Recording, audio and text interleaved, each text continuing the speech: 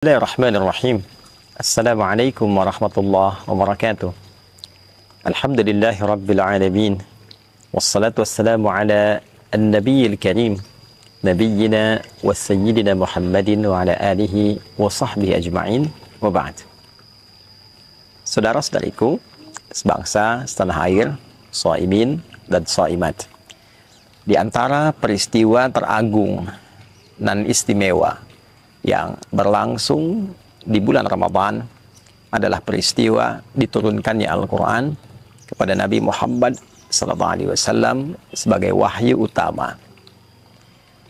Peristiwa ini bahkan tegas diungkapkan oleh Al-Quran mengiringi paket rangkaian ayat-ayat puasa. Bila kita baca paket rangkaian ayat puasa ini, kita temukan dari ayat 183, 184, 185, 186, dan 187 di surah Al-Baqarah, surah kedua dalam urutan mushaf Al-Quran.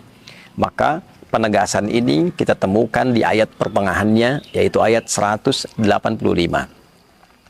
Allah Subhanahu wa Ta'ala tegas menyampaikan, berfirman, "Syahrul Ramadan alladzi unzila fihi al-Quran hudan linnas wa bayyinatin minal huda wal furqan."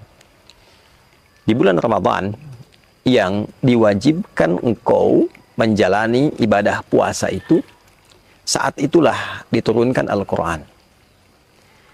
Al-Quran diturunkan bukan sekedar menjadi kitab bacaan, untuk sekedar kita tilawahi, kita baca, kemudian kita lantunkan dalam keseharian. Tujuan utama Al-Quran diturunkan, kata Allah, hudan linnas, adalah sebagai pedoman berkehidupan untuk seluruh manusia tanpa kecuali. Wa bayyinatin minal huda, dan penjelas dari pedoman itu. Dijelaskan bagaimana kita terlahir, untuk apa kita berkehidupan, bagaimana perkembangan dan tumbuh kita dari kecil sampai dengan dewasa, bagaimana kita memilih beraktivitas di dunia yang kita jalani ini, bagaimana kita menata kehidupan yang baik, apa yang harus dikerjakan, apa yang mesti ditinggalkan.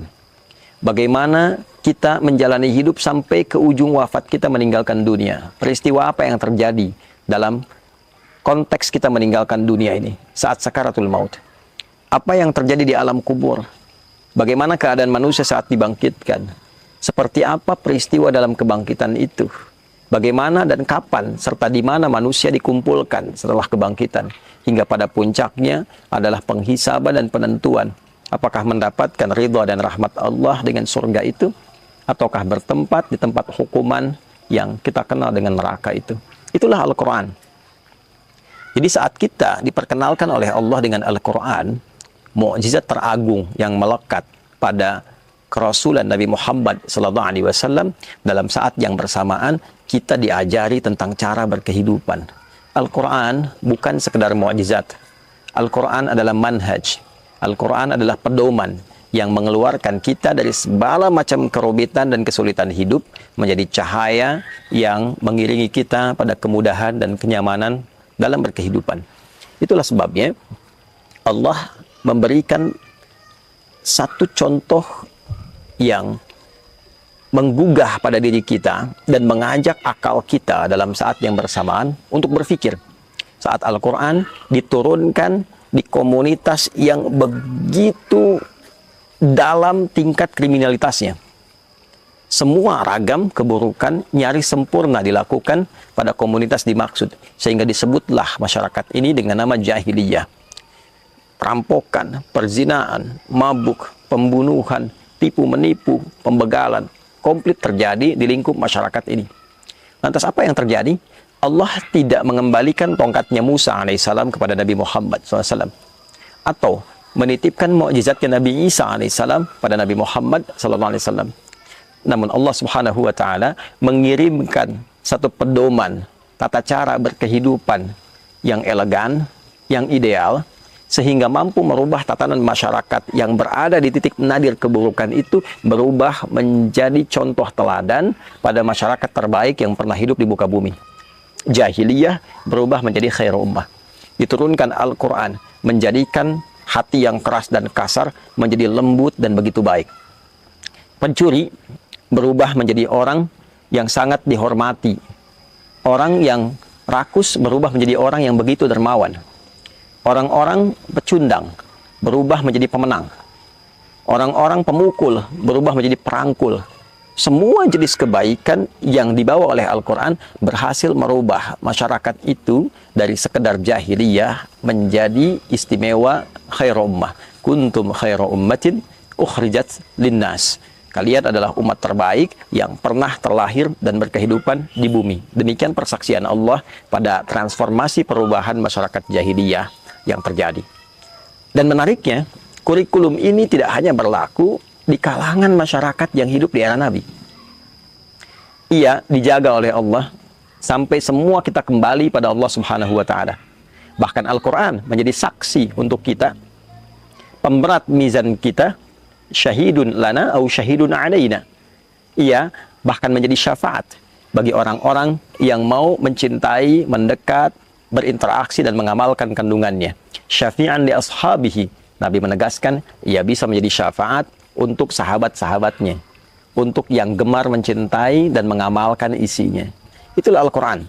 114 surah, 30 juz, 6.236 ayat kurang lebih, 52.000 kosakata. Keseluruhannya bukan sekedar kalimat-kalimat yang dibacakan. Betul, membaca mengantarkan kita pada kedamaian, ketentraman. Itulah Al-Quran. Membaca sesungguhnya adalah gerbang untuk mendalami makna. Kita membaca Quran untuk tahu isinya. Kita baca Al-Quran untuk mendalami maknanya. Dan seluruh makna Al-Quran, dari Al-Fatihah sampai dengan An-Nas, adalah kurikulum kehidupan. Sekali lagi, tidak hanya berlaku di era Nabi, tapi era setelahnya sampai kita kembali kepada Allah. Itulah sebabnya kemajuan Islam itu dicapai ketika umatnya mampu dekat, memahami, dan mau mengamalkan isi Al-Quran. Silahkan kita bisa cek bagaimana Islam bisa berkembang sampai dengan ke Afrika, sampai dengan ke Eropa di Andalusia, bahkan sampai dengan ke Nusantara, datang tanpa ada peperangan dengan penuh kedamaian dan memberikan satu perubahan pada kehidupan masyarakat di tatanan Nusantara. Semua berkeadilan sosial. Yang tadinya didapati ada kasta-kasta, tingkatan-tingkatan dalam berkehidupan. Masyarakat sungkan untuk bergaul satu dengan yang lainnya karena ada sekat dan batas-batas. Islam datang memberikan sifat berkeadilan sosial untuk semua. Islam datang mengajarkan cara berketuhanan yang Maha Esa yang benar. Islam datang memanusiakan manusia sehingga konsepnya datang dengan keadilan dan penuh dengan keadaban. Islam datang menyatukan sehingga persatuan itu dirasakan begitu baik.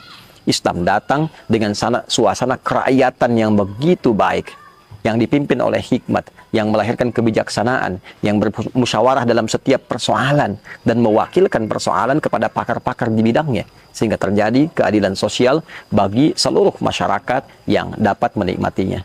Itulah fungsi Al-Quran. Itulah Al-Quran. Ramadan, khususnya saat kita masuk ke tanggal 17, sebagian ulama memberikan penjelas bahwa ini diantara momentum awal diturunkannya Al-Quran dari Lauh Mahfudz ke langit dunia. Dari langit dunia baru ditebarkan kepada perjalanan masyarakat Islam di era Nabi SAW melalui Nabi Agung yang sangat mulia itu. Turunnya Al-Quran dari Lauh Mahfudz ke langit dunia yang diviralkan dan diketahui oleh semua bagian penduduk langit, itulah yang disebut dengan Nuzul Al-Quran, yang memberikan gambaran besar yang terdapat di dalamnya kemuliaan di satu malam, yaitu malam Al-Qadar. Sedangkan turunnya kepada Nabi SAW sesuai dengan peristiwa-peristiwa dan kebutuhan masyarakat pada saat itu, sehingga menjadi kurikulum bagi kita sampai dengan saat ini, diberikan oleh Allah dalam durasi waktu yang sesuai dengan perjalanan dakwah Nabi Muhammad SAW. Kurang lebih 22 tahun beliau berkehidupan dan menjalani masa dakwah. Untuk itu, teman-teman semua, sekarang saatnya kita mengeluarkan kembali kurikulum itu. Yang menjadi pelajar, keluarkan ayat-ayat yang membimbing kita bagaimana cara belajar yang baik. Tidak mudah lupa, memahami dengan benar, mengamalkan apa yang kita pahami dan diimplementasikan dalam kehidupan berbangsa bernegara. Ayat-ayat tentang penyelenggara negara, bagaimana menjadi pemimpin yang adil, yang baik. Ayat-ayat tentang kehakiman, bagaimana menjadi hakim yang jujur, yang mulia, sehingga dipanggil dengan kalimat yang mulia. Ayat-ayat tentang keamanan saat bertugas di TNI, di Polri. Ayat-ayat tentang parlemen, bagaimana menjadi utusan yang baik, bagaimana menjaga amanah masyarakat, bagaimana seorang anggota dewan akan dihisab. Ayat-ayat tentang bisnis, bagaimana berbisnis yang benar, yang tidak merugikan, tidak memonopoli, mensejahterakan, membangun kemakmuran untuk sesama. Ayat-ayat tentang kerakyatan, bagaimana menjadi rakyat yang baik, bagaimana menjadi rakyat yang kompak, bagaimana menjadi rakyat yang akur, yang bersatu, terjauh dari perpecahan. Ayat-ayat yang membimbing para ustadz, para agamawan untuk menjadi pencerah, menghindari diri dari berbagai tipu daya tarikan dunia, bukan menjual diri, menjual ayat-ayat demi kepentingan-kepentingan materi. Semua tuntunan itu mengantarkan kita pada kesejahteraan dan kemakmuran bersama. Itulah Al-Quran. Saatnya untuk merenung kembali, saatnya untuk berinteraksi dengan serius dan mengamalkan isinya. Setidaknya kita bisa amalkan di tempat yang kita cintai ini, di negara yang kita pijak, negara Kesatuan Republik Indonesia. Semoga Allah memberikan hidayah kepada kita. Semoga Allah menjadikan kita bagian dari ahli Al-Quran, yang diterangi di dunia, diberikan cahaya di alam kubur, dan mendapat syafaat saat di akhirat kelak. Allahumma ja'alna min ahli al-Quran, waj'alil Qur'ana sahiban lana fid dunya, nuran lana fil qubur, wa syafi'an lana fil akhirati ya arhamar rahimin. Rabbana atina fid dunya hasanah, wa fil akhirati hasanah, wa qina adzaban nar. Wa sallallahu ala sayyidina Muhammad wa ala alihi wa sahbihi ajma'in. Wa akhiru da'wana subhanakallahumma rabbana wa bihamdika nashhadu an la ilaha illa anta nastaghfiruka wa natubu ilaik. Walhamdulillahi rabbil alamin. Adi Hidayat, Mira, selamat berbuka. Assalamualaikum warahmatullahi wabarakatuh.